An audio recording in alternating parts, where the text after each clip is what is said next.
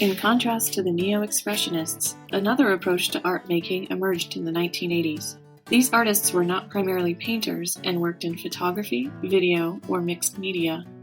One group of them had trained at the California Institute of the Arts. Another group had gone to school in Buffalo, New York. Some of these started an artist-run gallery known as Hall Walls, where they first exhibited their work. The artists from these groups would, rightly or wrongly, become known as the Pictures Generation. These artists had grown up in a media-saturated age. They mistrusted the idea of personal expression and were uninterested in exploring the inner workings of the self.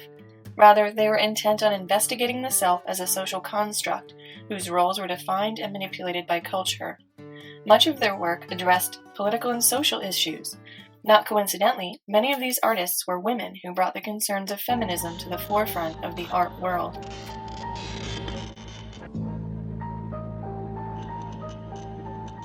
Denying originality as an authentic possibility in art, they appropriated and recontextualized pre-existing images in their work. These new configurations often questioned and exposed the inherent oppression of the self in cultural symbols and memes. This reevaluation broke down the modernist ideal that culture was constantly making progress. This position would become known as postmodernism. Art critic and historian Hal Foster championed these artists as carriers of the avant-garde tradition of social and political critique. He believed that the neo-expressionists were playing at expression due to their self-aware act of recycling the painterly language of expressionism from previous generations.